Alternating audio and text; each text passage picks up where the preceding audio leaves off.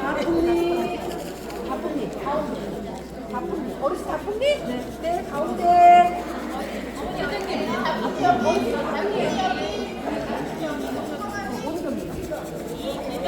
가려울게. 다품리. 들어가요. 네, 여기에요.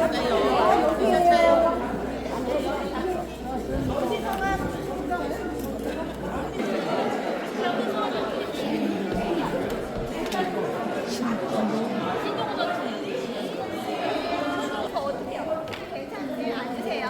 앉으세요. 자, 저희 앞에서부터 앉으실게요.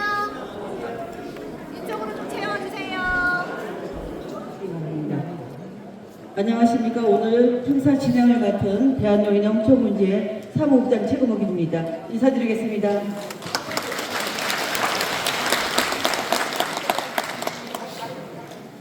(2026년) 노인 일자리 및 사회활동 지원 사업 발대 시 직무 교육 및 소양 교육에 참석해 주신 참여자 여러분과 임원 여러분 그리고 내빈 여러분께 감사를 드립니다.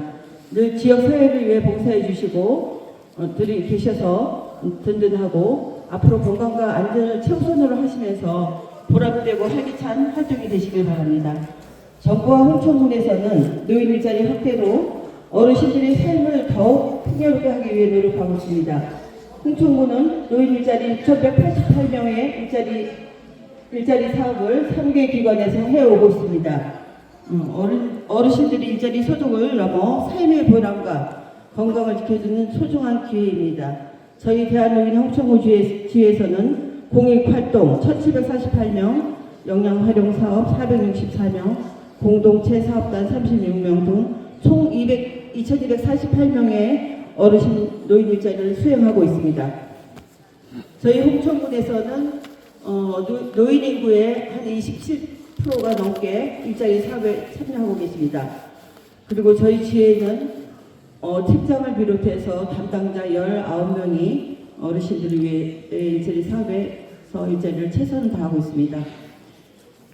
오늘 여기 교육에 참석해 주신 일자리 사업 참여자 354명이 각자 맡은 소임을 다하시고 계시며 항상 지역사회를 위해 열심히 봉사해 주시고 계셔서 저희가 항상 감사함을 느끼고 있습니다. 시작에 앞서 내비 소개가 있겠습니다. 오늘 주최를 해주시는 대한노인의 홍천군 지회 이성기 지회장님 참석해 주셨습니다. 안녕하세요. 힘차게 도약하는 경기였던 곳이 홍천을 만들기 위해 힘쓰고 계시는 신영재 홍천군이 참석하셨습니다. 안녕하세요.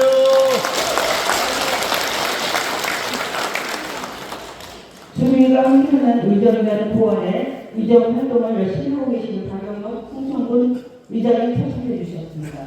안녕하세요. 반갑습니다. 홍성기 강원특별자치도 의원님 참석해 주셨습니다. 안녕하세요. 반갑습니다. 홍천군 의회 나기호 의원님 참석해 주셨습니다. 건강하세요.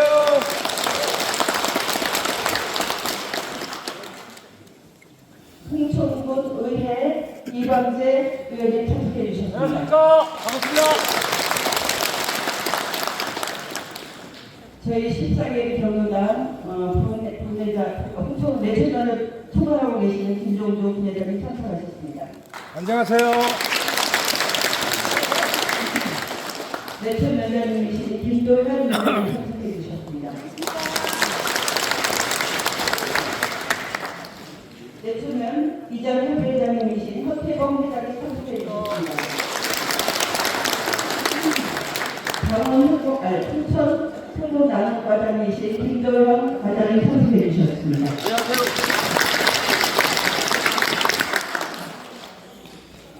지금부터 노인 일자리는 사회활동 지원 사업 참여자분들에 대한 안전, 소양, 직무 교육 발대식을 시작하겠습니다. 먼저 국민 의례가 있겠습니다. 단상의 국기를 향해 서주시기 바랍니다.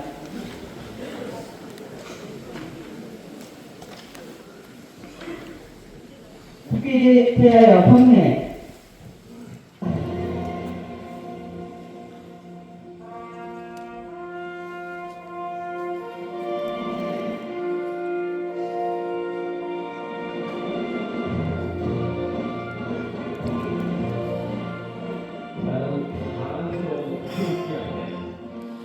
명의로 대한민국의 무궁한 영광을 위하여 충성을 다할 것을 굳게 바랍니다.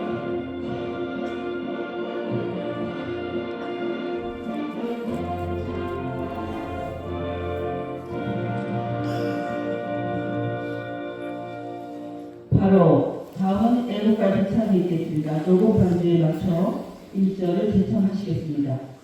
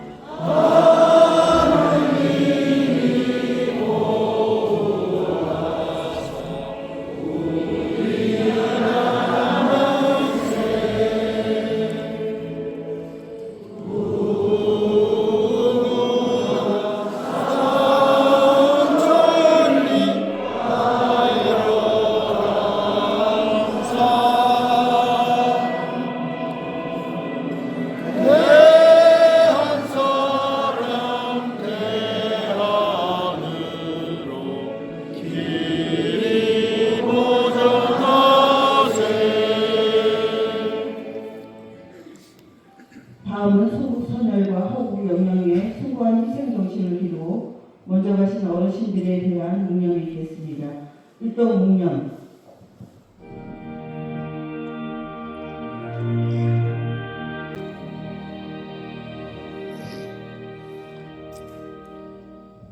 바로 이어서 노인강령 낭독이 있겠습니다.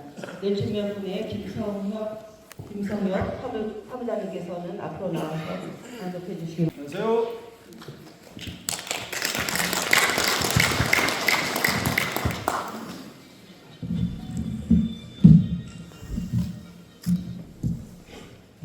노인 강령. 우리는 사회의 어른으로서 항상 젊은이들에게 솔선수범하는 자세를 지니는 동시에 지난날 우리가 체험한 고귀한 경험, 업적 그리고 민족의 어를 후손에게 계승할 전수자로서의 사명을 자각하며 아래 사항의 실천을 위하여 다 함께 노력한다. 하나, 우리는 가정이나 사회에서 존경받는 노인이 되도록 노력한다. 하나, 우리는 경로 효친 윤리관과 전통적 가족 제도가 유지 발전되도록 힘쓴다. 하나, 우리는 청소년을 선도하고 젊은 세대에 봉사하며 사회 정의 구현에 앞장선다.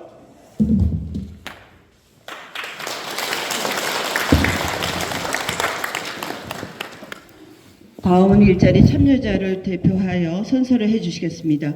지회장님께서는 앞으로 나와주시기 바랍니다. 선서자 최종하 허부순 어르신께서는 앞으로 나오시기 바랍니다.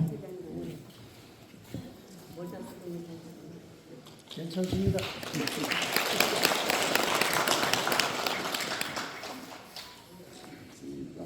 나는 노인 일자리 및 사회활동 지원 사업 참가자의 명예를 걸고 다음과 같이 선언한다.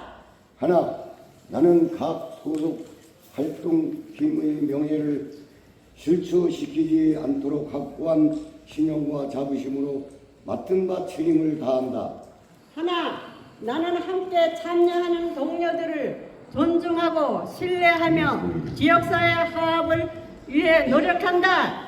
하나, 나는 흥천군 발전을 위해 솔선수범하여 노인의 품위를 지키고 언행의 무법이 되도록 노력한다. 하나, 나는 도움이 필요한 사람들의 권익을 최우선으로 본분을 다하도록 노력한다.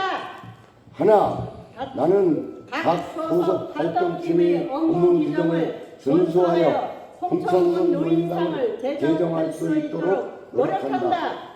2026년 3월 9일 노인 일자리 및 사회활동 지원 사업 참여자 대표 최종화.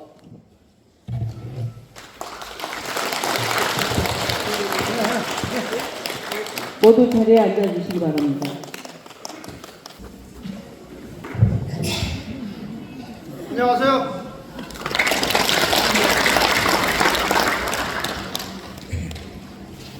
대단히 반갑습니다.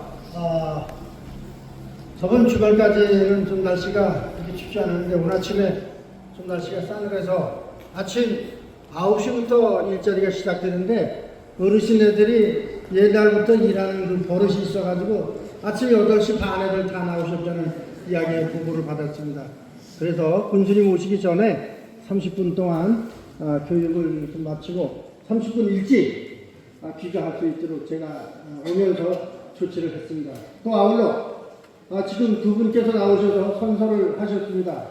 금년 한 해 동안 일자리를 참여하는데 열심히 잘 하시겠다고 할아버지 한 분, 할머니 한 분, 두 분이 나오셔서 선서하시는데 다들 잘 들으셨죠? 네. 똑같이 해주셔야 됩니다. 네.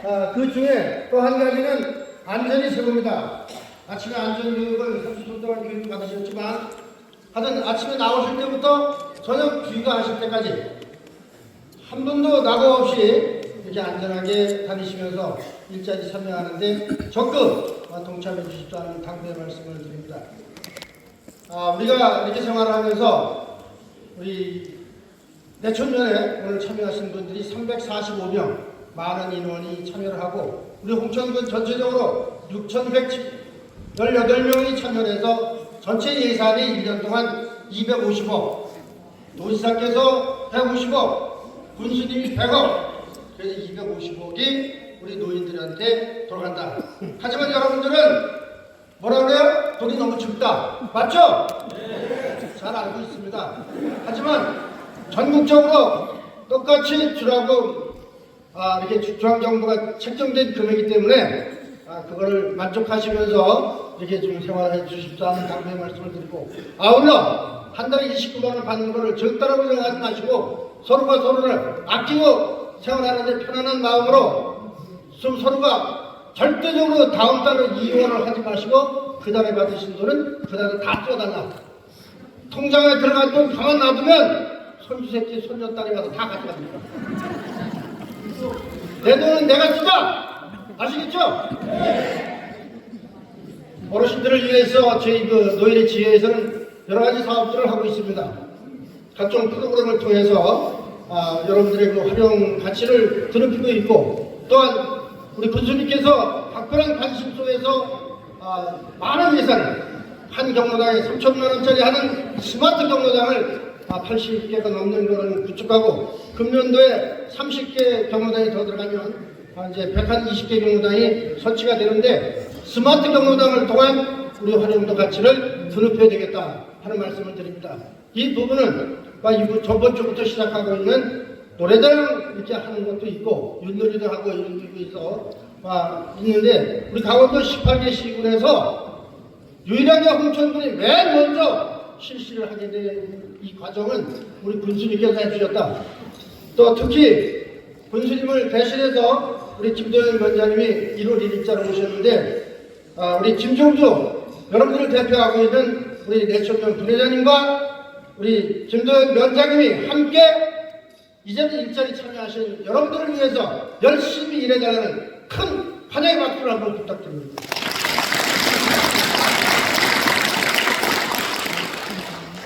우리 줄 거는 안 주고 내가 내는 건 잘 안 내고 다 내는 건 많이 달라고 그렇죠? 군수님이 세금 내라는 왜 이렇게 세금이 올라서 하고 있을 것이고 또 달라는 거는 왜 그러니까 이렇게 질문하고 다들 말씀하십니다. 하지만 이 과정은 세금을 내야 나라가 안정되고 또 국가 발전 모든 정책이 하나하나 실현돼 가는 것을 여러분들이 잘 알고 계십니다. 하지만 우리 과정이 지금까지 우리가 한평생을 살아오면서 뿌리가 튼튼해야 나무 줄기가 있고 열매를 맺습니다. 이렇듯이 이제 조금만 있으면 제가 오늘 아침 집에서 나오는데 나생이가 벌써 잎이 파래져 올라오고 있어요. 이제 가정마다 나이 연세는 많이 드셨지만은 곤충도가 지금 자라가고 있고 한 열흘만 있으면 또 옥수수를 모를 보여야 되고 이런 과정 하나하나를 보면서 정말로 안 해서는 안 되는 이런 과정 속에서 농산물 값 때문에 정말로 아우성 치고 있는 반면에 이 미국의 트럼프 그 어르신들은 또 무슨 저지를 쳐가지고 기름값이 1,600원 하던 게 지금 2,000원이 넘었습니다. 이런 과정 하나를 보면서 우리가 어떻게 하면 이 모든 과정 하나를 극복할 수 있냐는 것은 서로가 서로를 의지하고 화합할 때 서로가 마음을 단합했을 때 극복하지 않나 나름대로 생각합니다. 제가 지금까지 살아오면서 하나의 쌀도 농민이 필요하다면 곁들이 뜨는 사실을 우리가 같이 함께 하자 하는 얘기를 50년 동안 주창해 왔습니다만 정말로 쌀 하나를 생산해내려고 했을 때는 얼마나 여러분들의 그 노동력과 비용이 들어갔겠습니까? 하지만 요즘 쌀 소비도 안 되는 과정 속에서 쌀값은 올라간다고 지금 또 아우성입니다. 30년 동안 쌀값 올라가지 않지만 이제 한 10,000원 올라갔더니 나라가 난리가 나는 거예요. 이런 난리를 누가 알아주느냐는 얘기죠. 농촌이 살아야 나라가 산다. 맞습니까? 틀립니까? 이런 과정 속에서 우리가 해야 할 일들이 산적해 있지만 이 자리에 계신 여러분들은 이제 연세가 많이 드셔서 이 자리에 와 계시는 거예요. 저녁에 들어가시면 안 아프신 데가 없어요. 발끝부터 머리까지. 아픔을 극복하시고 일전에 참여하신 여러분들 볼 때마다 지혜장으로서 애쓰놓습니다. 하지만 아침 9시에 나오셔서 12시까지 일자리에 충분히 일하시고 또 경로당 회장님들이 하고 계시는 프로그램에 적극 참여해달라 하는 말씀입니다. 경로당 프로그램을 노래교실이라든지 치매 예방교육 각종 그 프로그램을 하고 있는데 참여율이 굉장히 얕아요. 왜 집에 가셔서 비싼 전기 담요 깔아놓고 혼자 쪼그리고 계시냐 이거요. 군수님께서 난방비 다 내주시죠. 여름에 에어컨 빵빵 틀어주죠. 이름에도 불구하고 집에 가고 싶어가지고 점심 숟가락만 놓으면 집에 가셔요. 경로당에 계시면서 29만원 받는 거 10,000원씩 걷어가지고 짜장면도 사다 주시고 짬뽕도 다 잡수시라 이거예요. 절대적으로 그날에 받는 돈은 그날에 다 써달라. 두 번째 제가 부탁해 말씀드립니다. 기초연금 29만원 받으면 70만원이에요. 70만원 받으시면 한 달 생활 충분히 하셔요. 병원에 가시는 분 빼놓고는. 병원비도 잘 다녀오시라고 한 달에 20번 공짜 신입보습이 지금 군수님이 다 해주셨잖아요. 이런 과정 하나를 볼 때 우리 지금 군에서 또는 중앙정부나 지방정부가 많은 노인 정책에 대해서 개발을 하고 여러분들 가렵고 어려운 데가 어딘지를 보살피고 계십니다. 우리 군에서는 정말로 지난해까지 46,000원 하던 그 경로당 운영비를 올해 4,000원 올려서 5만원 해서 여러분들 운영비를 회장님들이 아껴 쓰시고 해서 고등어도 드시고 꽁치도 사드리려고 애쓰고 계십니다. 이 부분을 우리 경로당에 나오시는 회원 여러분들이 잘 몰라. 그것이 바깥으로 나오시는 줄 알아요. 이 부분은 명확하게 알고 계시기 바랍니다. 경로당 운영비는 한 사람당 5만원씩 1년에 5만원. 이게 바깥으로 나오는 게 아니라고 분명히 알아주셔야 돼요. 그래서 내가 경로당에 가입하고서 밥 한 끼도 안 잡혔기 때문에 뭐야? 내 돈 5만원 내놓으라고 회장님한테 사무장님한테 덤비는 귀농귀촌하신 분들이 허다하게 있습니다. 저한테 전화도 많이 옵니다. 그거는 경로당 전기세 내줘, TV 시청료 내줘, 물세 내줘 이런 등등 내라고 군수님이 주시는 거를 회장님과 사무장이 아껴서 꽁치도 사드리고 고등어도 사드립니다. 그래서 경로당 운영비는 128만원 더하기 바로 회원수 곱하기 5만원 1년에 2번 나눠준다. 아시겠죠? 네. 이 부분 가지고 회장과 사무장에게 따지는 사람은 지회장한테 보내셔요. 제 이야기를 충분히 듣고서 앞으로 이 이야기를 따지는 분들은 지회장이 특별히 찾아가서 교육을 시켜드리겠습니다. 항상 웃으면서 노인 일자리도 해야 되고 경로당 운영도 신바람 나게 해 주십사 하는 강조의 말씀을 드립니다. 오늘 345명 노인일자리에 참여하신 여러분들을 보니까 아침부터 지인의 식바람이 났습니다. 목소리가 점점 커져가요. 금년 안에 여러분들 가정에 평온함과 모든 건강하시면서 행복한 가정과 마을이 전체 발전해 주실 것을 당부드리면서 인사 말씀 너무 길게 했습니다. 고맙습니다.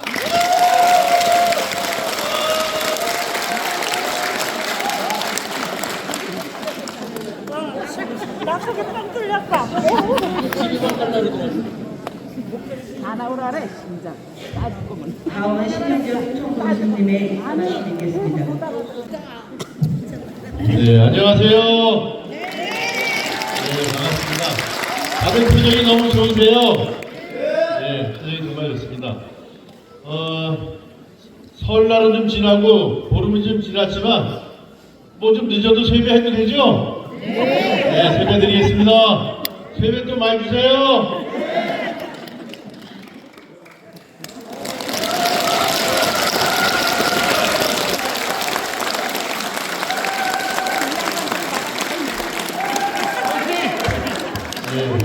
세배 또는 여러분을 박수로 다 받는 하겠습니다.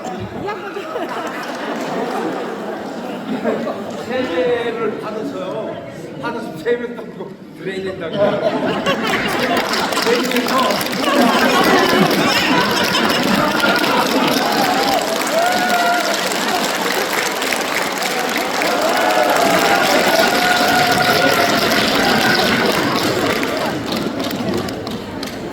오늘 세배 많았어요. 제가 꼭 필요한 곳에 잘 쓰도록 하겠습니다. 정말 감사합니다. 오늘 정말 이렇게 활기차고 또 아주 웃음이 넘치는 가운데 어르신들 일자리 발대식을 갖게 된 것은 매우 뜻깊게 생각합니다. 조금 전에 이렇게 다니는 오늘 345분 이렇게 오셨는데 또 인사드리다 보니까 저쪽에 어르신 한 분께서 우리 지역은 병원도 없고 약국도 없는데 그거 알아준다고 제가 좀 혼났어요. 근데 요즘에 의료진 지난번에 이제 그런 사태가 있은 뒤로 의사 구하기 정말 어려워졌습니다. 그래서 저희 홍천군도 의료진들 공급 수급하는 데 굉장히 어려움이 많다라는 말씀을 드리고, 그래도 다행인 것은 또 내천면 진료소에는 공중보건의가 한 명 있습니다. 네, 그만큼 이제 내천면에 특별한 좀 배려를 하고 있는데 그래도 많이 부족할 겁니다. 저희가 이런 부족한 것들을 좀 잘 채워나갈 수 있도록 이렇게 하겠다는 말씀을 드립니다. 조금 전에 이성기 홍천군 지회장님께서 제가 하고 싶은 이야기를 다 해서요. 제가 더 드릴 말씀이 없어요. 또 저희 분에서 추진한 여러 가지 사업에 대해서도 상세하게 다 설명을 해주셨습니다. 제가 인사를 드리다 보니까 저보고 오늘은 피자를 안 갖고 왔냐고, 그래서 오늘도 갖고 왔습니다. 대신에 지난번에는 피자 3판 드렸죠? 오늘은 2판 더해서 5판을 드렸습니다. 첫 번째 피자 잘 놀자, 두 번째 피자, 세 번째 피자, 네 번째 피자, 5번째 피자. 100점 만점에 여러분 100점 맞으셨습니다. 자, 이제 한번 외쳐보고 갈게요. 제가 첫 번째, 잘 놀자, 잘 쓰자, 잘 베풀자, 잘 걷자, 잘 웃자. 여러분 즐거운 하루 보내시기 바랍니다. 감사합니다.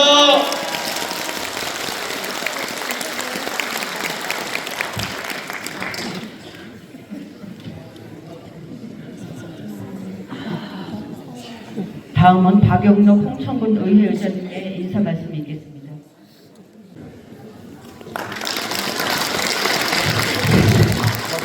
네, 반갑습니다. 홍천군 의장 박영록입니다. 앞서 이성기 지회장님께서 인사말의 수준을 넘어서 명강의를 해주셨습니다. 우리 명강의를 해주신 이성기 지회장님께 큰 박수 한번 부탁드립니다.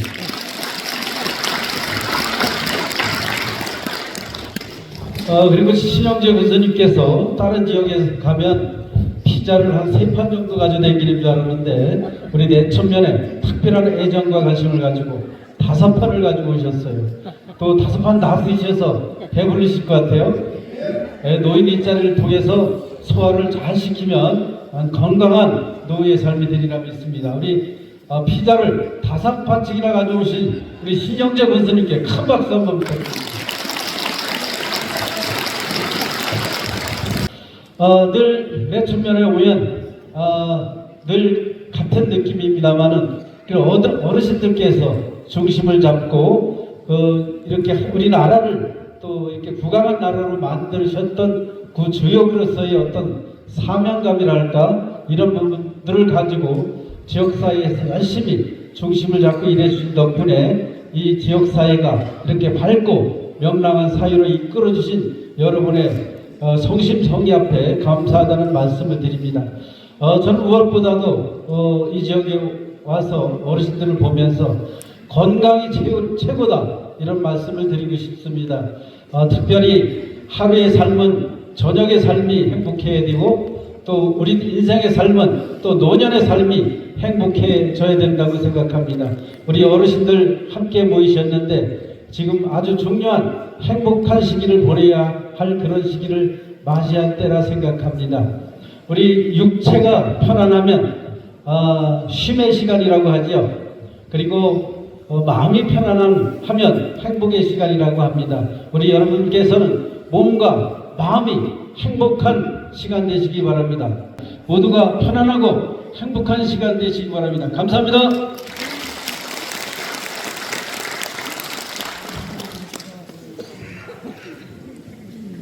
다음은 홍성기 강원특별자치도 의원님의 인사 말씀 있겠습니다.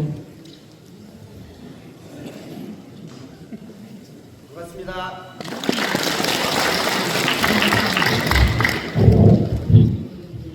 네, 안녕하세요. 반갑습니다. 강원특별자치도 홍성기 의원입니다. 오늘 노인 일자리 발대식 진심으로 축하드립니다. 축하의 자리에 함께해서 내천면 노인회원 여러분을 한 자리에서 뵙고 인사드릴 수 있는 기회를 주신 우리 이성기 회장님께 우선 먼저 깊은 감사의 말씀을 드리고 바쁜 시간 내서 자리를 함께 해주신 신영재 군수님을 비롯한 내민 여러분께도 깊은 감사의 말씀을 드립니다. 오늘 제가 내천면에 와서 회원 여러분을 이렇게 함께 돕고 얼굴을 보니까 너무나 밝은 표정이라서 참 보기 좋습니다.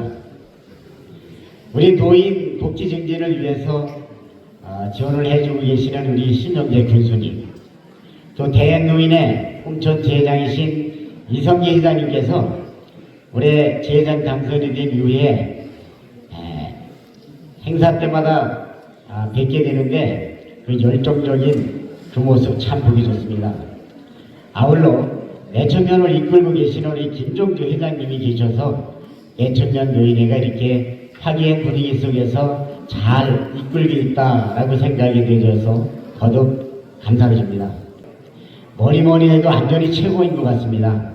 오늘 실용교육에 안전교육도 들어가 있는 걸로 알고 있는데요. 안전교육 잘 받으시고 안전하게 일자리를 잘 하셔서 건강관리 잘해서 내년에도 이 자리에서 이런 모습으로 뵙기를 기대합니다. 새해 복 많이 받으십시오. 감사합니다.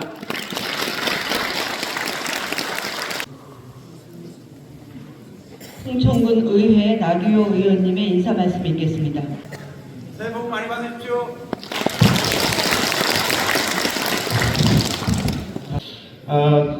오늘 그 노인 일자리 발대식인데요. 오늘 기분에서 또 금년도 우리 어르신들이 건강하게 또 1년을 보내기 위한 그런 출발점이라고 보여집니다. 앞서 우리 이성기 지휘자님께서 당부드렸던 것처럼 건강하게 또 즐겁게 이렇게 맞이하는 그런 일자리가 되기를 진심으로 기원을 드립니다. 아시겠지만 우리 정부가 바뀌면서 복지 정책이 상당히 많이 바뀌고 있습니다. 또 농촌 또 지역 지방을 살리기 위한 그런 정책들이 많이 쏟아져 나오고 있습니다. 이런 것들이 이제 여러분들께서 피부를 느낄 수 있도록 저도 역할을 준비하고 있다는 말씀을 드립니다. 우리 내초면은 다른 지역과 달리 병의원이 없습니다. 그리고 보건지소와 보건진료소가 딱 하나 있어요. 그래서 제가 지난번 그 보건소장님께도 철정병원을 지역에서 편안하게 이용할 수 있는 시스템을 좀 갖춰달라고 부탁을 드렸습니다.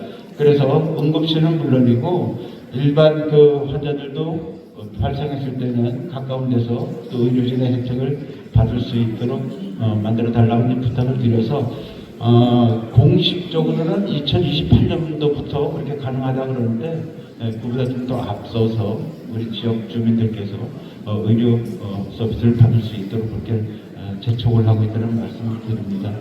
저는 지난 8년 동안 지역을 위해서 또 다른 걸 열심히 해왔고 그런 흔적들을 제가 이제 유튜브 채널을 통해서 이렇게 알려드리고 있습니다. 거기에는 이제 우리 예산, 또 그다음에 각 과별 사업, 그다음에 달라지는 복지 뭐 이런 것들을 저희가 이제 그때 올려드리고 있습니다. 시간 되실 때 한번 이렇게 보시면 우리 홍천군이 어떻게 이렇게 운영이 되고 있구나, 또 의원들이 어떤 역할을 하고 있구나 이런 것을 아실 수 있도록 제가 영상을 이렇게 만들어서 올려드리고 있다는 말씀을 드립니다. 앞으로도 그 달의 일정 같은 것들은 꼭 제가 영상을 만들어서 유튜브 채널로 이렇게 송출해 드리겠다는 말씀을 드립니다. 오늘 이제 아주 추운데 장시간 교육 받으시고 또 이렇게 말씀 들어주셔서 너무 감사하고요. 또 건강한 모습으로 또 1년 아주 거뜬하게 또 즐겁고 아주 행복한 그런 한 해가 되시기를 진심으로 기원을 드립니다. 새해 복 많이 받으시고 건강하십시오. 고맙습니다.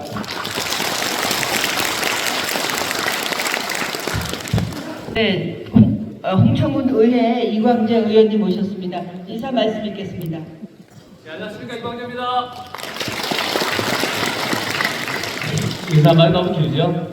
오늘은 이렇게 어르신들 앞에서 얼굴 뵙고 또 인사드리고 왔으니까요. 간단히 하겠습니다. 여러분들 일자리가 굉장히 소중합니다. 사실상 지역의 정화활동도 중요하지만 어르신들의 건강이 제일 중요하니까요. 오늘은 건강에 대한 신경 쓰시고 올해 하나 건강한 한 해 보내시길 바라겠습니다. 감사합니다.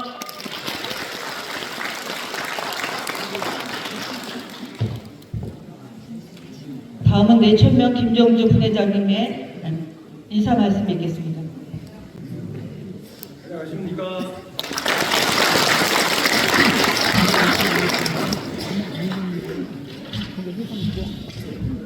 앞전에 부스님과 지회장님이 좋은 말씀을 많이 하셔갖고 제가 이게 메모를 좀 해갖고 왔습니다만 간단하게 저희가 전달하겠습니다. 내천면 노인의 부회장 김종주입니다. 바쁘신 가운데도 오늘 내천면 일자리 발대식에 참석해 주신 신현희 군수님이나 도의원님, 군의원님 모두 감사합니다. 그리고 주의 임지원님, 그리고 일자리 임지원님 감사하고요. 내천면 어르신을 대표해 진심으로 감사의 인사말을 드립니다. 또한 새로 취임하신 군 노인의 이성기 지회장님께 축하의 말씀을 드립니다. 앞으로 내천면 어르신들을 위해 지도와 관심을 부탁드립니다. 지난해에는 이 자리를 함께 했지만 부회장으로서 부족한 점이 많았음을 이 자리에 다시 한번 되돌려 보며 올해는 더 세심하게 어르신들을 살피고 챙기는 데 다짐을 드리겠습니다.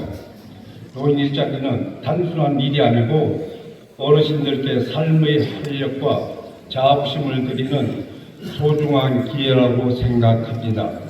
내천면 어르신께서는 하루하루 안전하고 건강하고 일할 수 있도록 우리 노인에도 행정도 함께 힘을 모아 주시기를 부탁드립니다. 오늘 발대식을 시작으로 모든 어르신들께서 사고 없이 웃음을 잃지 않고 보람된 한 해를 보내시길 진심으로 기원드립니다. 끝으로 늘 내천면 노인 일자리를 위해 애써 주시는 여러분께 한번 감사드립니다. 또 오늘 오늘 함께하신 모든 분들의 건강과 행복을 기원드립니다. 감사합니다.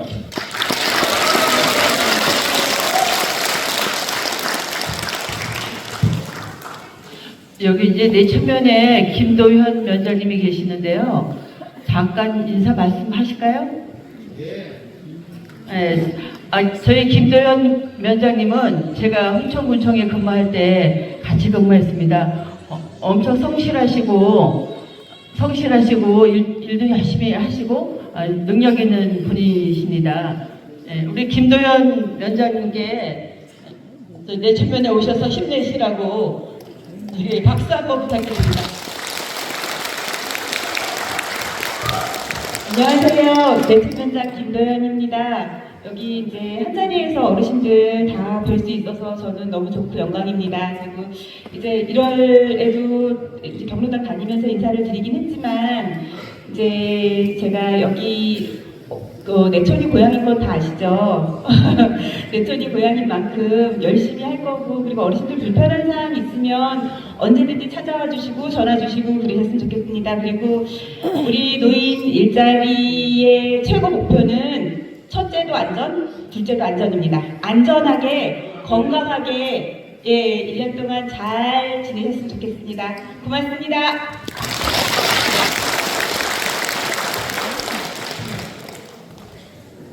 다음은 우리 저희 직원 소개가 있겠습니다. 직원들 나와주시기 바랍니다. 저 끝에 저 키 크신 분이죠?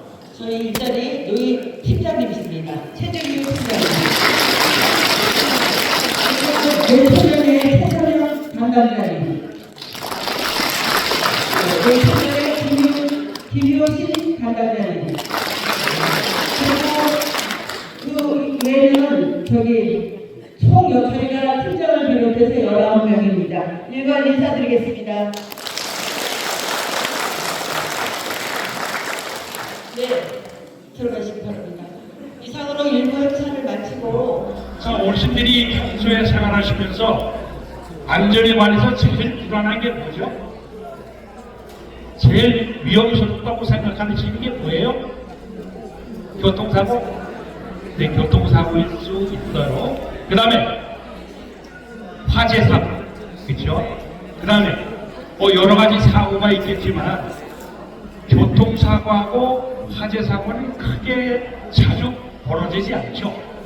우리 노인 일자리 하시는 어르신 중에서 교통사고가 2건 있어서 2021년도에 한 건, 그 어르신을 왜 제가 지금부터 이제 사례 위주로 말씀을 드리는데 잘 들으시면 어르신들한테 도움이 많이 될 거예요.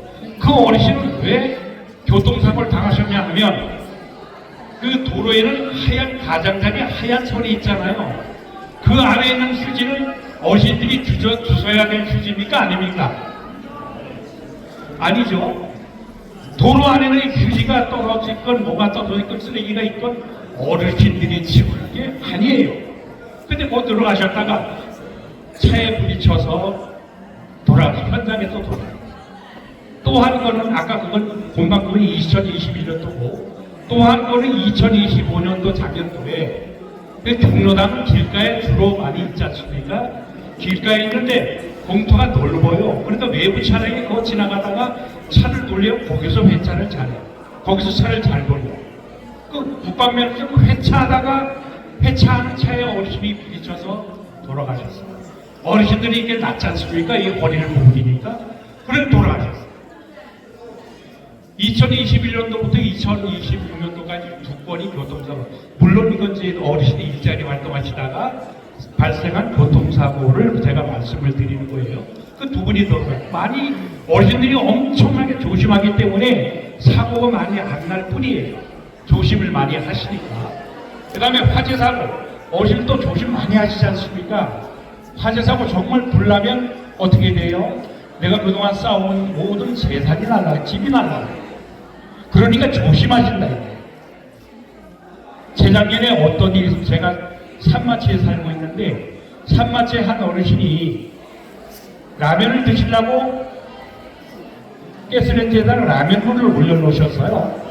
그러다가 밖에 손을 키우시는 혼자 사시는 할머니인데 밖에 나가서 서로 모기를 좀 잠깐 주고 오겠다고 나갔는데 옆집에서 철수 엄마가 온 거예요. 철수 엄마가 와서 둘이서 조잘조잘 얘기하다 보니 가스레인지 위에 놓여진 라면 그릇을 깜빡 잊은 거예요. 뒤돌아보니까 불이 확 붙은 거예요. 하나 재산 못 버티고 몽땅만 전수했어요. 몽땅 전수했어요. 그래서 제가 말씀드리는 것은, 자, 불이 있는 곳에는 누가 있어야 된다? 눈 뜬 사람이 있어야 돼요. 눈 뜬 사람이.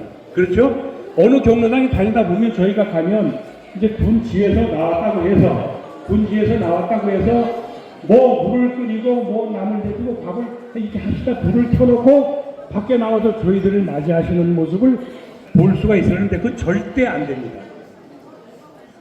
불이 있는 곳에, 가스레인지가 켜 있는 곳에 반드시 눈 뜬 사람이 있어야 된다. 일본에, 그 다음에 제가 어저께 꼭 오늘 정말 잘못드릴 말씀이 있어요. 연간 작년, 재작년에는 4,500건 정도가 전국에서 사고가 났습니다. 보험 처리된 것만요. 4,500명이 보험 처리해서 사고가 났는데 그 중에 3,500건이 골절사고, 부러진 사고, 고관절 골절, 팔골절, 다리골절 이렇게 해서 노인 일자리 활동도 못하시고 침대에 누워 계시다가 그 어르신들 다 거의 어디 가시겠어요? 요양원에 가시겠죠. 요양원. 거의 대부분 그렇게 되셨을 거예요. 3,500건이 골절사, 80% 갑니다.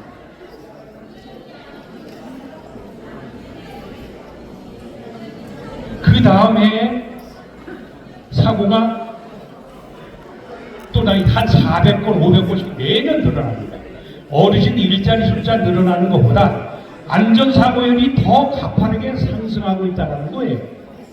그 대부분 사고가 골절사고, 공익형 쓰레기 주우시는 공익형 참여하시는 어르신들, 그리고 혼자 활동하다가 사고 나신 어르신들이 70%, 10명 중 7분이에요. 그래서 어르신들께 오늘 제가 정말 이 큰절을 하면서 당부 드렸던 그 안전사고는 바로 골절사고를 예방하자는 취지가 가장 크게 담겨 있어요. 일본 도쿄대 교수했고 현재는 경희대 교수하고 있는 김헌경 박사라는 분이 일본이 우리보다 초고령화 10년 넘게 빨리 가고 있지 않습니까? 거기서 어르신들 노후의 행복, 노후에 어떻게 하면 행복할 수 있을까? 라는 것을 연구하신 분이 계신데 그분이 주장하는 게 있어요. 노후 행복한 삶, 건강한 삶을 해치는 가장 첫 번째 주적은 바로 낙상 골절 사고다. 그 다음에 가장 위험한 것은 고관절 사고다. 이렇게 말씀하셨어요. 이걸 꼭 여러분들께 제가 말씀드리고 싶어서 이 자리에 오늘 강조를 하고 있는 겁니다. 당장분이 내천면에도 우리 광암리 어르신, 광암리 어르신 중에 장군여 어르신이라고 계세요. 어르신들 혹시 아침에 그 경로당에 출근하나 보니 눈이 와 있어요. 그럼 경로당에 가셔야 됩니까? 말아야 됩니까? 9시 현재 눈이나 비가 오면 그건 집에서 안 나오셔야 되는 거예요. 집에서 나오지 마세요. 2월 2일 날 눈이 엄청 왔어. 2월 첫날, 월요일 날, 그렇죠? 눈이 많이 와서 한 10cm 이상 왔습니다. 근데 이 어르신 84세 되신 어르신이 경로당에 나오시겠다고 그 비탈길을 내려오시다가 한 15m 정도 내려오신 것 같아요. 우리 발자국을 보니까. 그건 넘으셨어요. 그 비탈길 넘으시면 사람이 의식적으로 손부터 짚죠? 손부터 짚고 옆으로 넘어지게 돼 있어요. 손을 짚었더니 이 손목이 다 날아갔어요. 손목이 다 부러졌어요. 그리고 옆으로 넘어지는 바람에 고관절까지 무너졌습니다. 자, 어르신들이 만약에 골절상 당해서 고관절 당해서 누워 계시면 자기 심리적으로 엄청나게 위축이 되고 경제적으로 위축이 되고 거기서 유발되는 합병증이 또 엄청나게 많아요. 그렇죠? 노후 삶이 행복한 삶이 완전히 망가지는 거예요. 절대 골절 당하면 안 됩니다. 이 그럼에도 그럼 또 하나가 이 장군영 어르신처럼 그 아드님이 무슨 백신데 그 아드님이 현재까지 의료비가 2월 2, 3 지금 한 달 반 정도 됐잖아요. 벌써 700만 원 들어요. 700만 원. 그리고 자기 세금을 완전히 포기한 채 엄마한테 매달려 있어. 그 자식은 뭐가 돼? 어르신을 아끼는 자식을, 사랑스러운 자식을 50세가 넘어뜨는 거 아픈데 자기 세금을 전면 포기하고 엄마한테 매달려서 고관절 치료, 골절 치료하는 해드립니다. 그 어르신도 자식하고 얼마나 미안해요. 그러니까 어르신 절대 걸어다니실 때 주의하시오. 또 주의하시오. 그래서 골절사고나 고관절 최고 위험한 이런 거 당하지 않도록 배워 보살펴. 자, 이 골절 사고를 당하시는 어르신들 그 특징을 제가 말씀드릴게요. 왜 넘어져서 낙상사고 당하느냐. 이거 지금 내가 이 사례를 말씀드릴게요. 젊은 사람은 걸어갈 때 이게 아니라고 보면 앞꿈치를 걸어서 탁탁 걸어가고 이렇게 걸어가요. 3단계로 자, 발 들어서 디뎌. 그 다음에 발 뒤꿈치를 들고 그 다음에 또 디뎌서 이렇게 나간다는 말이에요. 하나, 둘, 셋 이렇게 해서 걸어가는데 어르신들은 발꿈치 앞을 들기가 힘들으니까 어떻게 해요? 그냥 앞꿈치 숙이고 걸어가신단 말이에요. 어르신들이 넘어지시는 게 뭐 커다란 바위나 큰 나뭇가지에 걸려서 넘어지시나요? 그러면 눈에 보이니까 피해 가십니다. 요만한 부분까지 하나에 걸려서 어르신들이 넘어지십니다. 그렇죠? 그래서 절대 발꿈치를 들려서 걸어가시고 그 다음에 보폭을 작게 이렇게 걸어가고 동정걸음으로 걸어가시면 됩니다. 그 다음에 그렇게 조심하면서도 홍천군에서 지금 사고가 네 번째나 사고 나신 어르신이 어떠냐면 그부터 제가 말씀드려요. 첫 번째 벌써 4건의 사고가 났어요. 4건의 사고가 났는데 첫 번째 사고가 난 어르신은 경로당 밖에 화장실이 있어요. 노후된 경로당이라 그 밖에 있는 화장실을 이용하시고 밖에 나가셨다가 식사 도우미 하시는 어르신인데 밖에 나가시다가 뒤로 넘으신 낙상사고를 당하신 거예요. 그 뒤에 8바늘을 꾸매셨어요. 그래서 서면에 계신 어르신이고 두 번째 사고가 우리 광암리 어르신 사고고 세 번째 사고는 밖에 나와서 경로당 주변에 청소를 하시다가 너무 빨리 돌아서신 거예요. 사람이 갑자기 확 돌면 머리가 빙 돌죠. 그렇죠? 저 어르신들은 무조건 천천히 슬로우 템포, 슬로우 템포. 휙은 절대 안 해요. 확 돌아서시다가 어지러우니까 쿵 넘어지시고요. 고관절 부러지셨어요. 그 다음 네 번째 사고는 본인이 보험 처리를 안 하겠다. 부끄러우니까 그런지 안 하겠다 해서 보험 처리 사고로 저희가 접수를 안 했습니다만 그분은 어떻게 했냐면 홍천강 주변 강변 기차에 차를 세워놓고 그분이 일자리가 읍내예요. 읍내로 걸어오다가 그 계단을 타서 쭉 올라와야 되는데 본인이 말씀하시기를 내가 잠시 딴 생각하다가 넘어졌다. 그래서 발을 접질리신 거예요. 네, 그래서 아까 말씀드린 걸음을 잘 걷고 종종 걸음 보폭을 작게 해서 걸어나가는 거. 첫 번째 하고 두 번째는 뭐냐? 잡념. 어르신들 아들, 딸 잘 살고 계세요. 손자, 손녀 잘 건강히 잘 계십니다. 잘 있습니다.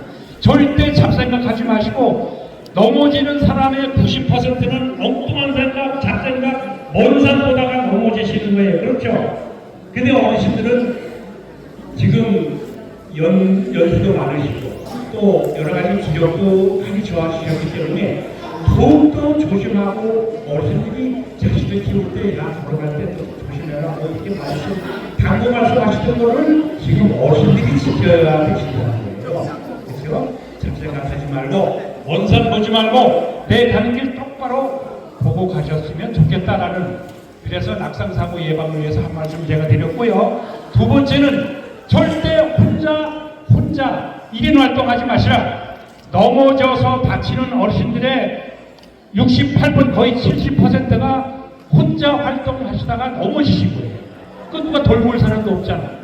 남면에서 2년 전에 어떤 일이 있었냐면, 남면에서 어르신 두 분이 활동하시다가 한 분이 쓰러지셨어요. 뇌졸로 쓰러지셨는데 옆에 똑똑한 할머니가 계셨던 거예요. 119에 전화를 바로 때렸어요.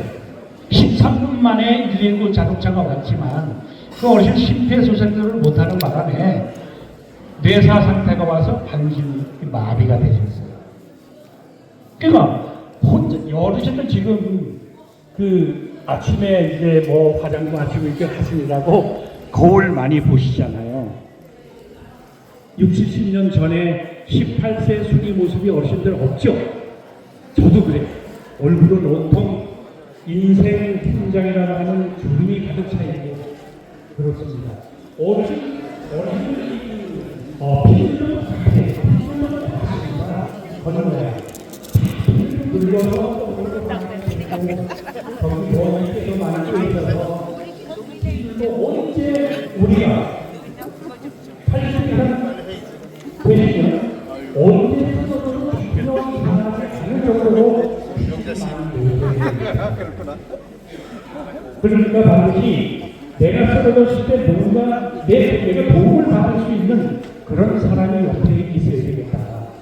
이거 말씀드리는 거예요. 저는 세 분이 다니시기를 강조합니다. 자, 한 분은 만약에 쓰러졌어요. 한 분은 또 119 전화해야 되잖아요. 전화하면 한 5분 걸려. 어디냐, 뭐 큰 건물이 뭐 있냐. 한 분은 뭐 해야 돼요? 가슴 압박을 하면서 심폐소생술을 하셔야 됩니다. 119 올 때까지. 왜 해야 되느냐? 심장이 멎으면 피가 혈액이 뇌에 공급이 안 됩니다. 그렇죠? 뇌에 혈액을 공급해서 뇌사 상태가 안 되도록 심장을 압박해야 되는 거예요. 그렇게 해서 저는 세 분이 다니시길 원하고, 그 다음에 아까 말씀드린 걷기를 잘하자. 그 다음에 뭐예요?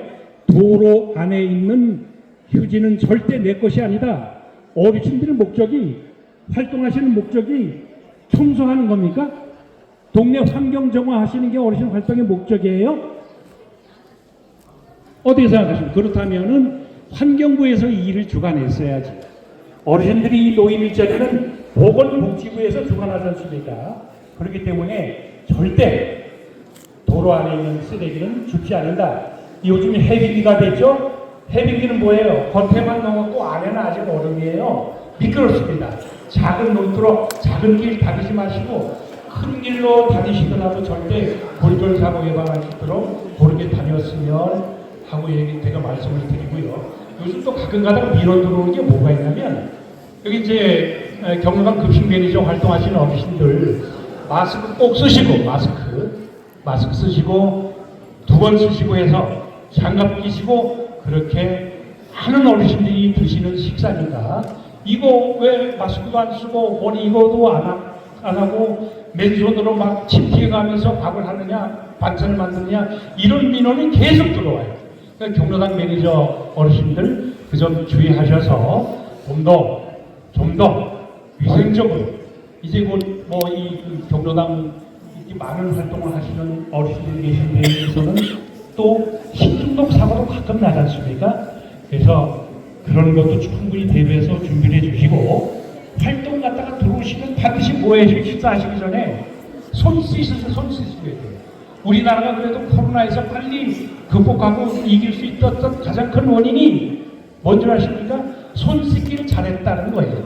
어르신들 손 씻기 잘하시고, 그렇게 해서 제가 당부드린 걸음걸이, 그 다음에 도로 안에 들어가시지 않기, 3분, 2분 이상 활동하시기, 이런 거 잘 준수하셔서 노년에, 그동안 어르신들 너무 고생하셨잖아요. 대한민국 이만큼 잘 살도록 만든 어르신들 건강하고 행복한 삶을 정말 영위하시고 120세까지 건강하게 일자리 참여하시고 이렇게 하셨으면 좋겠습니다. 아시겠죠? 네. 자, 제가 구호 한번 외쳐볼까요? 구호 시작하면 이렇게 팔을 올리세요. 구호 준비! 자, 건강 세 번 외치고 지키자 하시는 거예요. 시작! 건강 지키자! 감사합니다. 심폐소생술 배웅을 해주실 강사님을 소개해 올리겠습니다. 강사님께서는 홍천 소방서에서 근무하고 계시는 김보민 소방장이십니다. 큰 박수로 맞아주시기 바랍니다. 안녕하세요. 저는 홍천소방서 교육 담당자 소방관 김보민이라고 합니다. 예, 오늘은 생명을 살리는 아주 중요한 응급처치 두 가지를 알려드리러 왔습니다. 첫 번째 응급처치는 지금 소개해 주셨다시피 심폐소생술, 심장이 정지됐을 때 꼭 해야 되는 그 응급처치 심폐소생술하고요. 또 한 가지는 우리가 떡이라든지 뭘 먹다가 목에 갑자기 기도가 폐쇄되는 경우가 있잖아요. 그럴 때 해야 되는 타임리법 이 두 가지를 말씀드리도록 하겠습니다. 먼저 심폐소생술에 대해서 설명을 드릴게요. 심폐소생술은 심장이 정지됐을 때 하는 응급처치고요. 우리가 심장이 정지됐을 때 심장의 역할을 대신해서 우리가 흉부 압박을 통해서 그렇게 하는 응급처치입니다. 심장이 정지되고 4분이 지나면 우리 뇌가 파괴가 시작이 됩니다. 그리고 10분이 지나면 우리 뇌는 완전 파괴가 돼서 다른 의료적인 도움 없이는 살아갈 수 없는 그런 상태가 됩니다. 그래서 우리가 뇌 손상이 일어나기 전 이 4분 이전에 이 심폐소생술이라는 응급처치를 시작하는 것이 굉장히 중요합니다. 그러면 심폐소생술을 어떻게 해야 되는지 순서에 따라서 설명을 드리도록 하겠습니다. 먼저 첫 번째 순서는 이 사람이 심정지인지 아닌지 먼저 인지하는 단계가 첫 번째겠죠. 그래서 먼저 이렇게 쓰러진 환자를 발견했을 때 첫 번째 해야 될 일은 이렇게 의식 확인을 하시는 건데요. 의식 확인은 가볍게 어깨를 두드려 보면서 환자의 반응을 살펴보는 단계입니다. 괜찮으세요? 예, 환자를 어깨에 두드려 보면서 눈을 뜨는지 무슨 말을 하는지 이런 거를 지켜보시면 되시고요. 아무 의식이 없다라고 생각이 되시면 그 다음으로는 무엇을 해야 될까요?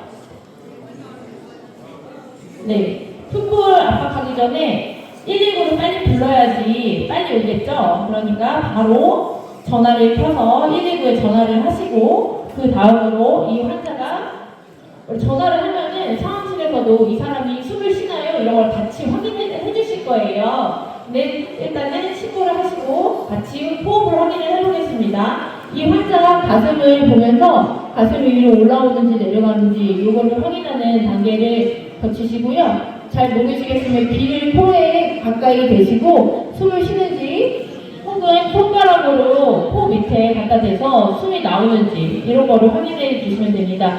호흡 확인은 너무 길게 1분 동안 이렇게 하시면 되는 거 아니고요. 10초 이내로 확인을 해보셔서 이 사람이 호흡이 있는지 없는지 판단을 하셔야 됩니다. 호흡을 나는 잘 모르겠다 이렇게 하시면은 내가 한 10초를 봤는데도 이 사람은 호흡의 판단이 안 된다. 그럼 이 사람이 호흡이 없다고 생각하고 심정지라고 판단하시면 됩니다. 그리고 나서 이제 가슴을 압박을 하실 건데요. 가슴 압박할 때는 가슴 압박 위치 알려드릴게요.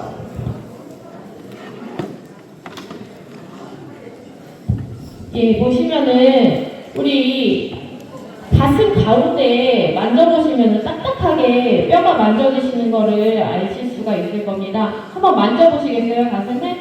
예. 맨 아래쪽이랑 맨 위쪽. 그쵸? 그 중간 부분. 그 중간 부분을 압박하시는 게 아니고요. 이 중간에서 또 아랫부분의 중간 부분. 이게 옛날에는 전복지 중앙선을 눌러라라고 교육을 드렸었는데 이 전복지도 사람마다 뭐 다르다 뭐 이런 게 얘기가 있고 그래서 혈관적으로 그게 정확한 명칭이 될 수가 없어서 조금 바꿨거든요. 이쪽 뼈 시작점과 맨 아랫뼈 명치의 여기 중앙 부분에서 아랫부분의 중앙. 지금 뒤에 계신 분들은 잘 안 보이실 거예요. 예, 말로 설명을 잘 드리자면은 이 가슴 가운데 있는 뼈의 중앙 부분에서 아랫부분의 중앙. 4분의 1 지점 정도 되실 거예요. 뼈를 4조각으로 나눴을 때 밑에서 4분의 3 정도 누르신다고 생각하시면 되시고요. 이 압박 지점을 압박을 할 때는 우리 손을, 양손을 겹쳐서 깍지를 끼시고 이렇게 손에 깍지 끼시는 거 한번 해보실까요? 이렇게 깍지 끼셨죠? 네, 깍지. 네. 네. 양손을 겹쳐서 이렇게 깍지를 끼시고요. 깍지 끼신 손바닥 전체로 압박을 하는 게 아니고 손바닥의 맨 아랫부분, 이게 정확한 명칭인지 모르겠지만 손꿈치라고 얘기를 할게요. 제가 여기 손바닥 맨 아랫부분으로 압박을 하실 거예요. 압박을 하실 때는 아까 압박 지점에다가 손을 대시고 몇 cm 누르면 될까요? 네, 5cm, 6cm 정도 들어갈 정도로 압박을 하시면 되는데요. 압박을 할 때는 분당 100회에서 120회 누르시는 거예요. 그래서 그 속도는 1초에 2번 정도 되는 거거든요. 제가 한번 소리 들려드릴게요.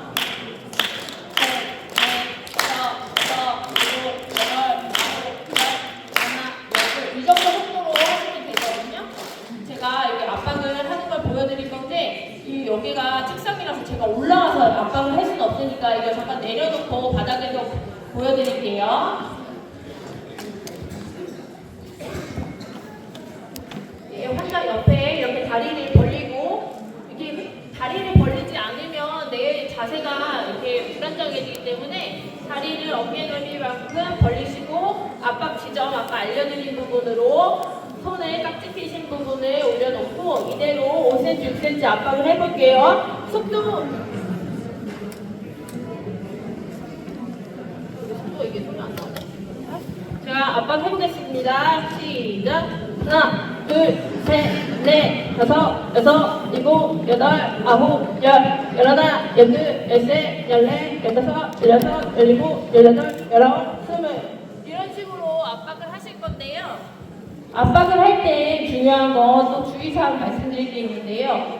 그 몸을 이 환자 얼굴과 내 몸이 수직이 되시게 이렇게 팔로만 누르시거나 이게 직각이 되지 않으면 우리가 정확한 심폐소생술 자세가 나오기가 힘들어요. 이렇게 되면 구급차가 오려면 최소 8분 정도가 걸리거든요.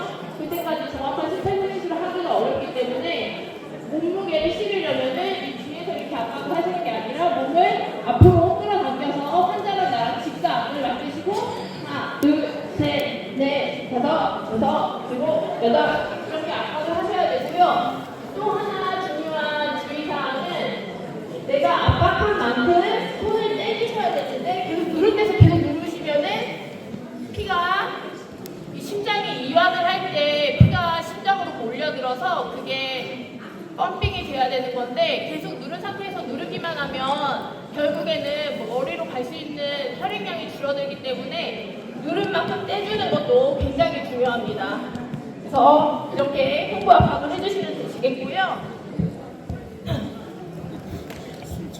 예전에는 이 인공호흡 같은 경우는 익수 환자 아니면 호흡이 안 돼서 심정지가 온 경우에는 꼭 해주셔야 되는데 인공호흡 하는 방법도 한번 보여드리도록 하겠습니다. 이렇게 환자의 한 손은 이마에 대고 다른 손은 턱 쪽에 대는 상태로 고개를 이렇게 접겨줘야 되는 거거든요. 제껴준 상태로 환자 코를 막고 내 입으로 환자의 입을 완전히 덮어서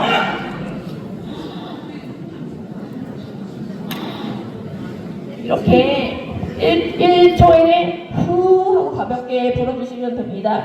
이게 심폐소생술 흉부 압박하는 방법을 알려드렸고요.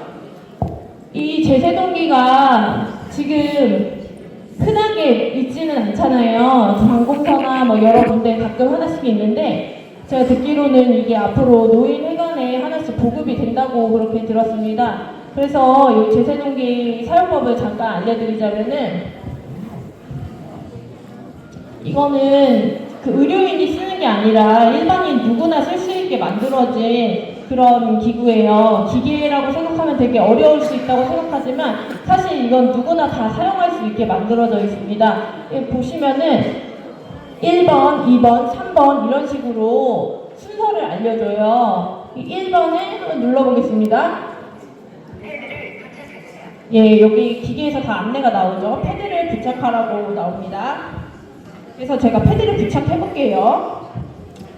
패드 부착 위치는 여기 패드에 다 우리가 심장에도 전기 자극이 있어요. 정상적으로. 그 전기 자극에 따라서 우리 심장이 수축을 했다, 이완했다 이렇게 우리 순환을 만들어주는 건데 갑작스럽게 이 전기가 잘 통하지 않고 부르르 떠는 상태가 됐을 때는 요 제세동기를 사용하는 게 그게 치료가 될 수 있어요. 모든 심정지에게 다 쓰는 건 아니지만 이 기계가 분석을 해봐서 이 사람이 심장이 떨리고 있어서 제세동기를 써야겠다라고 판단을 했을 때는 이걸로 그 전기 충격을 줄 수 있는 그런 장비인 겁니다. 그래서 여기 패드를 붙일 때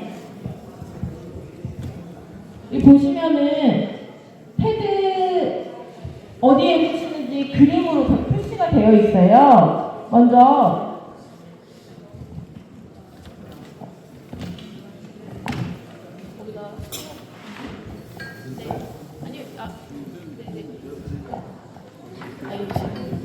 보이시나? 왼쪽 이게 보이시죠?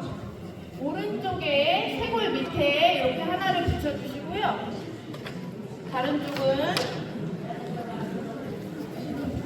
왼쪽 겨드랑이 쪽으로 이 밑에 이렇게 중앙 부분에 이렇게 붙여주시면은 예, 이렇게 하면은 이제 기계가 분석을 할 수가 있습니다.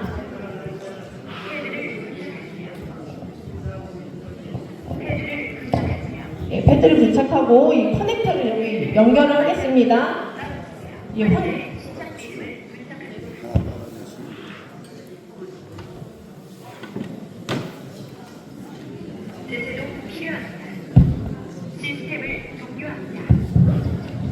예, 다시 이게 기계가 말하는 거랑 제 타이밍이랑 잘 안 맞아서 지금 조금 헷갈리실 것 같아서 다시 말씀드릴게요. 먼저 기계를 켜겠습니다.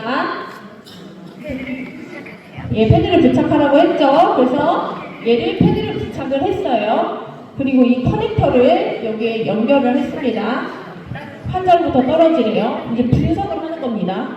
이때 내 손이 여기 닿으면 될까요? 예, 안 돼요. 얘가 분석할 때는 떨어져 있어야 돼요. 정확하게. 얘가 제세동이 필요하대요. 그러면은 얘가 알아서 충전 중 전기를 충전하고 있는 거거든요. 판자로부터 떨어지세요. 제세동 버튼 누르라고 했어요. 지금. 제세동 실시되었습니다. 얘가 즉시 심폐소생술을 시작하세요라고 얘기했죠. 네, 제세동을 하고 나서 이렇게 계속 다시 압박을 해주시면 됩니다. 그러면은 얘가 다시 2분마다 분석을 다시 해서 이 사람이 전기 충격이 필요한 상태인 건지 아니면 이렇게 심폐소생술을 계속 해야 되는 건지 이걸 알려줄 거거든요.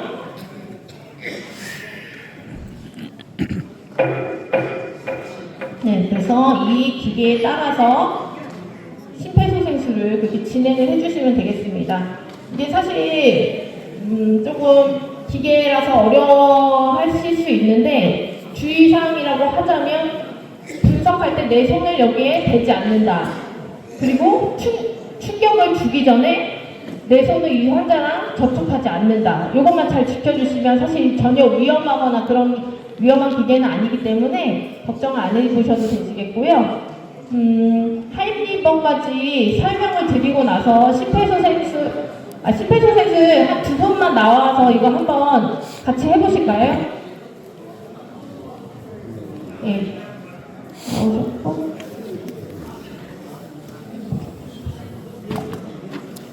그러면 제가 그 쓰러진 환자를 발견했습니다라고 얘기를 드릴게요. 다 말씀드릴 테니까 한번 실습해보겠습니다. 쓰러진 환자를 발견했습니다. 환자 의식 확인해주세요.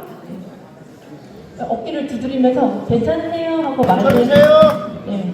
괜찮으세요? 하고 하다가 아무 반응이 없어요. 그 다음으로 어떻게 하실 거예요?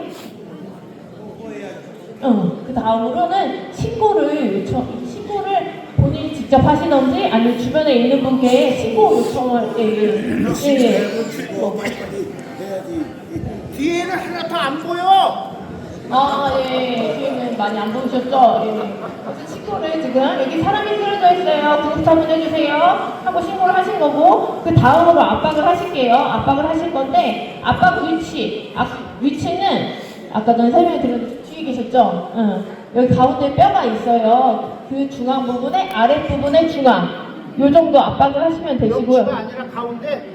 명치가 아니라 여기 시작부랑 여기 끝에가 명치잖아요. 여기 중앙 부분에 또 아랫부분에 중앙 여기 압박하시면 되시고 명치가 아니라 여기 사고에서 중간 부분에 아랫부분에 중간 그리고 손 깍지 끼시고 그리고 다리 좀 벌리시고요. 그리고 이 뒤에서 이렇게 압박을 하시면은 이 압박이 잘 안 되기 때문에 몸을 앞으로 90도로 나오셔서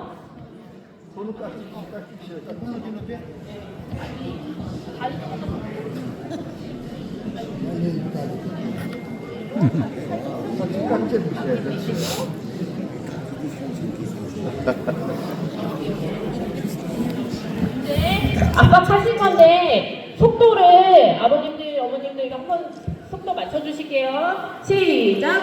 하나, 둘, 셋, 넷, 다섯, 여섯, 일곱, 여덟, 아홉, 열, 열하나, 열둘, 열셋, 열넷, 열다섯, 열여섯, 열일곱, 열여덟, 열아홉, 스물, 스물하나, 스물둘, 스물셋, 스물넷, 스물다섯, 스물여섯, 스물일곱, 스물여덟, 스물아홉, 서른. 30번 아주 고생하셨습니다. 아주 갈비가 부러진 것 같아. 갈비뼈는 정상적으로 심폐소생술을 하더라도 부러지실 수 있는 거니까 그거에 대해서는 걱정 안 하셔도 되고요. 아버님 굉장히 잘하셨는데 한 가지 약간 아쉬웠던 점을 말씀드리자면 그 압박 위치가 계속 변하는 그런 점이 좀 있었어요. 그래서 한 군데를 이제 지속적으로 잘 눌러주셨으면 좋겠습니다. 그리고 이 다음으로는 이 하임리법, 요거는 좀 연세 드신 분들이 가장 이것보다도 저는 더 중요하게 생각하는 응급처치거든요. 그 떡을 드시거나 하다가 이게 기도가 막혀서 그 기도 폐쇄 때문에도 심정지가 올 수가 있는 거거든요. 그래서 그 하임리법에 대해서 제가 좀 말씀을 드리겠습니다. 우리 그 숨구멍 이게 완전히 폐쇄되지 않았을 때는 막히더라도 기침은 할 수가 있는 상태예요. 근데 이게 완전히 꽉 막혀버리면 완전 기도 폐쇄가 되면 말씀도 못하고 그런 상태가 되시거든요. 그때는 그 초크 사인이라고 해서 이렇게 사람이 목을 감싸지고 이렇게 있는 모습을 보일 수가 있어요. 그때는 내가 목 막혔어라는 말도 못하거든요. 그러니까 주변 분들께서 이렇게 하고 계신 분을 봤을 때는 야, 하임리법을 해야 되겠구나 라고 생각을 하시면 됩니다.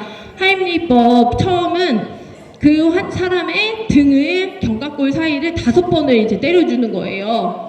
이렇게 위에서 밑으로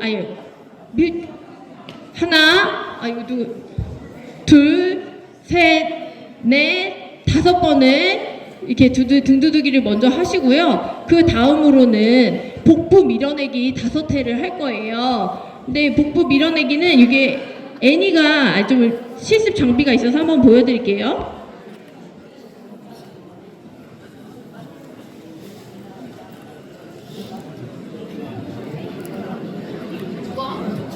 근데 키가 너무 커가지고 네, 이건 착용하고 제가 이거 밀어내기를 할 건데 네, 면장님이실까요?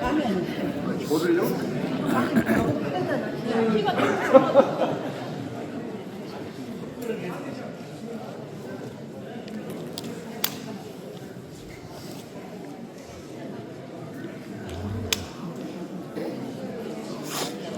제가 여기 복부 밀어내기는 설명을 드릴게요. 이 한 손은 주먹을 쥐시고 한 손은 편 상태로 이렇게 하실 건데 왼손이 안으로 와야 된다든지 오른손이 안으로 와야 된다든지 그런 건 상관이 없어요. 그냥 한 손은 주먹 쥐시고 한 손은 이렇게 손바닥으로 해서 이 사람의 배꼽과 명치 사이에 그 부분에 대시고, 잠시만요. 이 환자의 다리 조금만 돌려보시겠어요? 예, 다리의 사이에 내 다리를 넣고 이렇게 감싸진 후에 상방으로 이거를 밀어 올려주셔야 됩니다. 뭐 튀어나왔죠? 이렇게 확 이렇게 5번 하시면 되거든요. 중간에 이 환자 이물이 튀어나오면 이제 이게 이물이 이제 잘 제거가 된 거니까 먼저 등 5번 두드리고 복부 밀어 올리기 5번. 만약에 이럼에도 불구하고 이건 한 번에 확 나왔지만 안 나왔으면 계속 반복하시는 거예요. 등 두드리기 5번, 복부 밀어 올리기 5번. 이렇게, 네, 요것도 한번 실습을 한 분이나 2분 나오셔가지고. 아, 시간이 없으세요? 네, 그럼 한 분만 빨리 한 번만 해보실까봐요. 빨리 나오셔. 회장님. 왜 내기 싫어요? 아, 또 남자분이셔가지고. 남자분에서 여자분 나오시면 되겠다. 우리 회장님. 네, 나오셔서 이거 한 번만 등 두드리기 5번 하시고 등 한 번. 견갑뼈 사이를 네. 셋, 넷, 5번. 하나, 둘, 하고 네, 한 손은 주먹. 아, 여기 좀 내가 주먹을 이렇게 해서 상방으로 밀어 올리기. 내가 집중해서 그래. 네. 예, 성공하셨습니다. 네. 네, 좋습니다. 이렇게 생명을 살리는 응급처치 심폐소생술과 기도 폐쇄 시에 꼭 하셔야 되는 이 하임리법의 2가지에 대해서 말씀을 드렸는데요. 요게 좀 어려우실 수 있다고 생각을 하긴 하는데 이 하임리법도 굉장히 중요하니까 좀 숙지하셨으면 좋겠고, 이 심폐소생술은 제세동기까지는 아니더라도 가슴을 압박한다 정도만 알고 계시고 용기를 갖고 꼭 해보셨으면 좋겠습니다. 예, 교육 마치겠습니다. 하는 표정입니다. 그래서 다 생각하고 어르신들이 일자리를 하면서 꼭 필요한 거 그 사항만 제가 강조하고 5분 이내에 끝내도록 할 테니까 조금만 지연되더라도 앞에 계신 회장님들 좀만 이해 좀 해주십시오. 자, 그러면 다 생각하겠습니다. 네. 자, 꼭 알아야 될 사항 3가지만 강조하겠습니다. 먼저 부적격 및 부정수급입니다. 부적격은 뭐냐? 어르신들이 일자리를 참여하고 있는데 갑자기 자격이 바뀌었어요. 그래서 일자리를 할 수가 없는 상황이 자격 부적격인데 어떠한 경우가 있냐? 이제 질의응답식으로 해야 되는데 제가 일반적으로 하겠습니다. 자, 먼저 생계급여 수급자가 됐을 때 부적격으로 판정이 됩니다. 생계급여 수급자는 국가에서 일정한 생활비를 이제 지원을 받았을 때 이렇게 판정이 되는데 이때 어르신들은 활동을 할 수가 없습니다. 자, 2번째는 뭐냐? 장기 요양보험 등급으로 판정이 됐을 때. 이건 뭐냐면 어르신들이 개인적으로 일상생활이 안 됐을 때 심사를 거쳐서 등급을 받는 겁니다. 이렇게 등급을 받았을 때 1등급에서 5등급까지 판정이 되는데 이렇게 또 판정이 되게 되면 어르신들 부적격으로 일자리를 할 수가 없습니다. 자, 3번째는 건강보험 직장 가입으로 돼 있을 때 이런 데 또 못하게 되고, 그 다음에 그 다른 사회활동 지원 사업에 중복 참여했을 때, 예를 들어서 뭐 시니어나 뭐 지혜나 노인복지관에 이렇게 중복 참여 이렇게 됐을 때 부적격 처리가 됩니다. 자, 이런 사유가 어르신들 본인이 신청을 안 해도 예를 들어서 자가의 요양보호사나 그 다음에 자녀분들이 어르신들 얘기도 없이 임의적으로 신청을 하는 경우가 있어요. 그래서 어르신 이렇게 자기 변동이 있어서 어르신들 중도 포기해야 된다 하게 돼서 왜 그러냐 하면 예를 들어서 장기요양보험 등급을 판정받았습니다 했는데 본인은 모르고 있는 거예요. 그러면 나중에 확인해 보면 자녀들이 신청을 했어요. 그래서 아니 나는 진짜 하고 싶다. 그랬을 경우에는 다시 이걸 취소하고 일자리를 할 수가 있어요. 그래서 제가 안내를 해드리면 생계급여 수급자는 어르신들 행정복지센터 있잖아요. 내추면 거기 가서 문의를 하면 되시고 장기요양보험 등급이나 건강보험 가입 이것을 확인할 때는 건강보험공단에 문의를 하시면 자세하게 설명을 해주십니다. 자, 그 다음에 부정수급.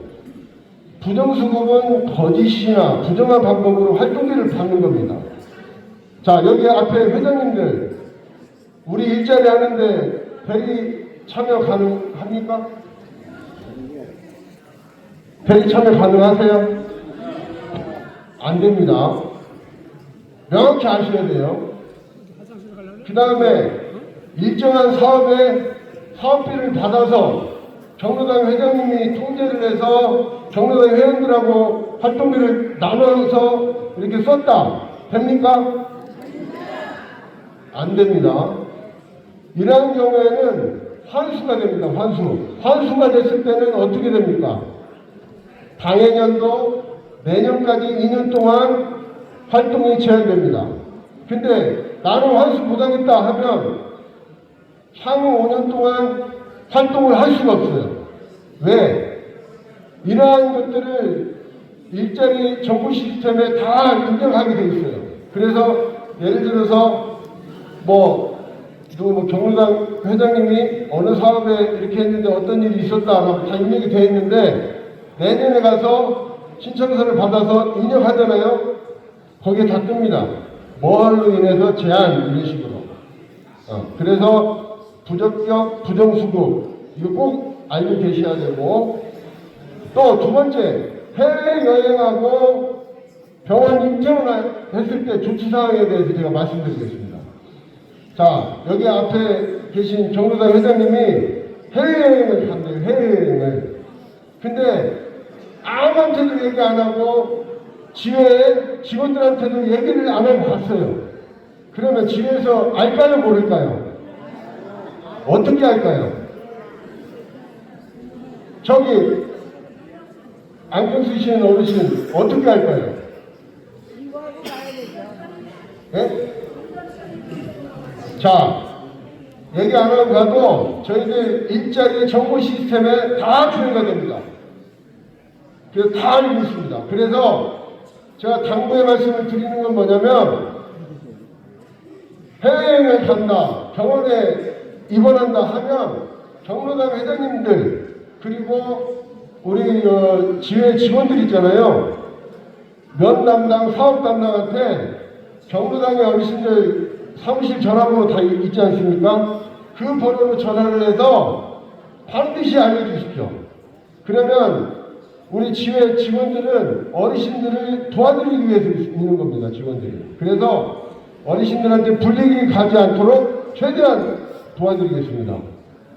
그래서 해외에 가게 되면 입국, 출국 티켓 있지 않습니까? 티켓을 제출해 주시고 병원을 가시게 되면 입퇴원 확인서 발급받아서 제출을 해주세요.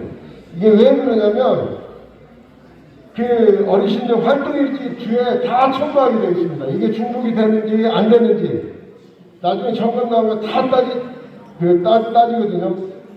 그래서 그런 것을 이제 중복되지 않도록 이렇게 하기 위해서 다 제출하라고 하는 겁니다. 그 다음에 마지막입니다. 대체근무에 대해서 말씀드리겠습니다. 대체근무. 자, 대체근무는 잘 알고 계실 겁니다. 예를 들어서 이날 해야 되는데 이날 개인 사정이 생겨서 다른 가용한 일자에 할 때 대체일이라고 하는데 대체일은 언제 가능하냐. 예를 들어서 병원에 간다거나 그 다음에 5인 이상 여행을 간다거나 이런 경우에 됩니다. 근데 이러한 경우에도 제가 당부 말씀드리는 게 뭐냐면 사전에 경로당 회장님들이나 그 다음에 그 직원들한테 반드시 알려주십시오.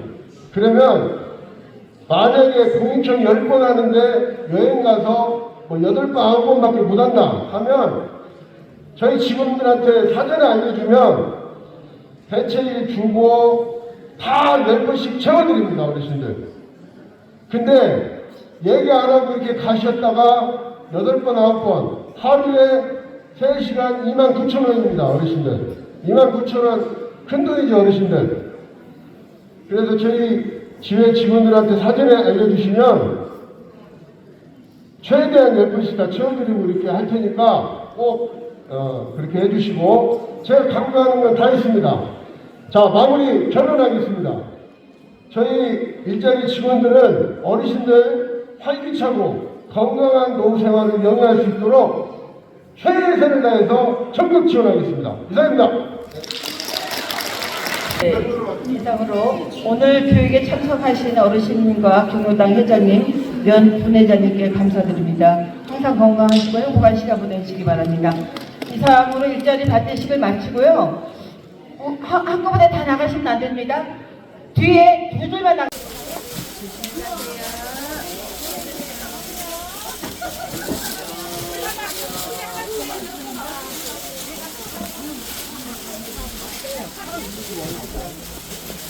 여기서 같이 가세요.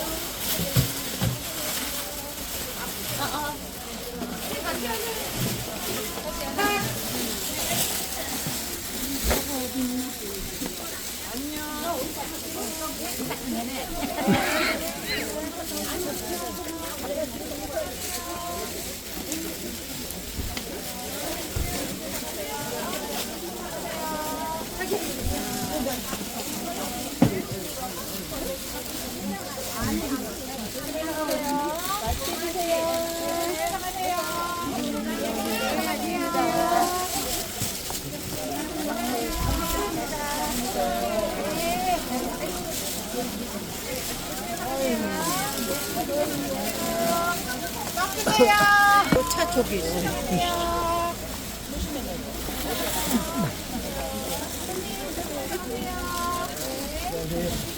여자 넣어.